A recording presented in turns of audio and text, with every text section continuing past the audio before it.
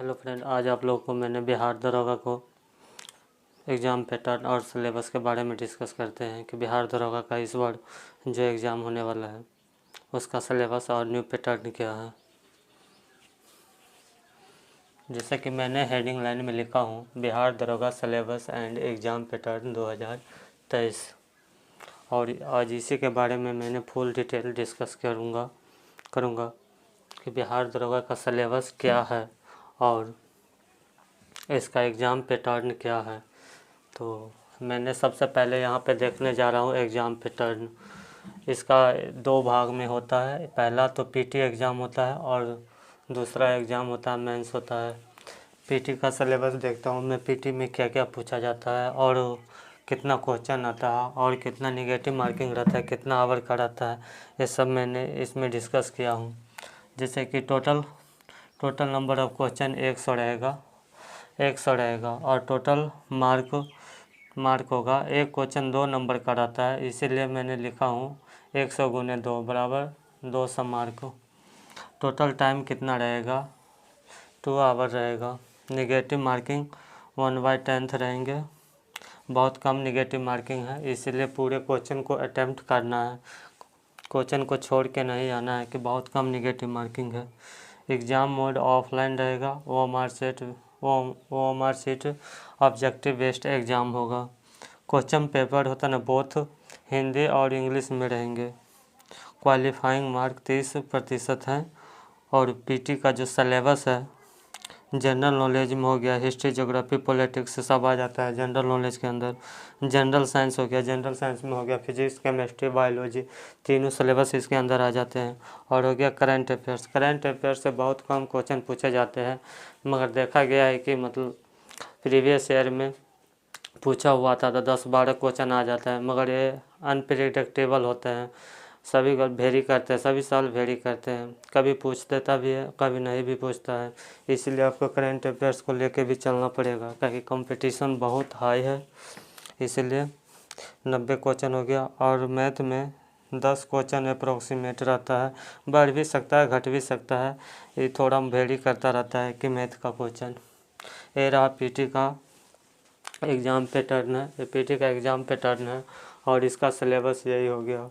100 question रहता है और प्रत्येक क्वेश्चन 2 मार्क का होता है और 2 घंटा टाइम दिया जाता है। बहुत सारे टाइम दिया गया है, क्योंकि कोई ऐसा एग्ज़ाम नहीं है जिसमें इतना ज़्यादा समय दिया जाता है। क्योंकि देख 100 क्वेश्चन का दिया गया है, 2 घंटा दिया, मतलब 120 मिनट हो गया, मतलब 1 मिनट से भी ज़्यादा है। अब चलते हैं हम मेंस के एग्ज़ाम के पैटर्न के। मेंस 2 पार्ट में होते हैं, एक होता है फर्स्ट पेपर होता है और दूसरा सेकंड पेपर होता है। फर्स्ट पेपर में हिंदी का पेपर होता है जो 100 क्वेश्चन का होता है। 100 क्वेश्चन 100 रहता है और टोटल मार्क 200 होते हैं। टोटल टाइमिंग इसमें भी 2 आवर दिया जाता है और निगेटिव मार्क इसमें भी 1/10 ही है। मोड ऑफ एग्ज़ाम इसका भी ऑफलाइन और OMR सीट बेस रहता है और मिनिमम क्वालिफ़िकेशन मार्क 30% लाना ज़रूरत है, बहुत ज़रूरी है। जो लड़का ये 30% नहीं ले पाएगा वो उसका पेपर सेकंड चेक नहीं होगा और वो बाहर हो जाएगा मेरिट लिस्ट से। सेकंड पेपर में क्या है, सेकंड पेपर के लेके आपको डिस्कस कर रहा हूँ। सेकंड पेपर में ये है कि यहाँ पे जनरल साइंस आ गया, जनरल साइंस है, जनरल जीके के अंदर हो गया, हिस्ट्री हो गया, हिस्ट्री में तीनों पार्ट हो गया, एंसेंट मीडिएवल और मॉडर्न हो गया। और उसके बाद इंडियन पॉलिटी हो गया, ज्योग्राफी हो गया, इकोनॉमिक्स हो गया और करंट अफेयर्स। और करंट अफेयर्स से भी क्वेश्चन आते हैं और सब मिला के देखा जाए तो 80 क्वेश्चन रहते हैं, वो सब इसी पोर्शन से रहते हैं, GS वाले पोर्शन से रहते हैं। तो इसे आप अच्छे से तैयारी कर सकते हैं। मैथ और रीजनिंग दोनों मिला के 20 क्वेश्चन रहता है और बढ़ भी सकता है घट भी सकता है, वेरी करता रहता है। सब दोनों मिला के 100 क्वेश्चन रहता है। इसका भी टाइम 2 आवर ही रहते हैं और निगेटिव मार्किंग इसमें भी 1/10 है। एग्ज़ाम मोड इसका है ऑफलाइन और OMR सीट ऑब्जेक्टिव ही रहता है और ये वाले मार्क जो है मेरिट में आपको जुटेगा, जबकि यह क्वालिफाई मार्क था। तो आपको जो मैंने ये स्ट्रेटजी आपको बताया है बहुत इम्पोर्टेंट है। आप यदि दरोगा का तैयारी कर रहे हैं तो आपको बहुत हार्ड का मेहनत करने की ज़रूरत है, क्योंकि जो स्टूडेंट अगले बार क्वालिफाई नहीं हुआ था वो इस बार बैठेंगे और वो बहुत ज़्यादा कंपटीशन करेंगे। इसीलिए आपको इस पे फोकस करना है पीटी में, क्योंकि पीटी में ज़्यादा कंपटीशन होते हैं और पीटी से आके उससे भी ज़्यादा मेहनत मेंस में करना है, क्योंकि यहाँ पे जो इसमें पास होंगे वही स्टूडेंट इसमें आ पाएंगे। तो इसलिए इसके तैयारी एक अच्छे प्रॉपर स्ट्रेटजी के साथ करना है। और रह गई मेरिट लिस्ट पे, और उसके बाद क्या होता है, फाइनल सिलेक्शन तब होगा। पहले होगा आप पीटी पास करेंगे, उसके बाद मेंस पास करेंगे, उसके बाद फिजिकल होगा, उसके बाद डीवी होगा, प्लस उसके बाद फिजिकल डीवी मेडिकल होगा,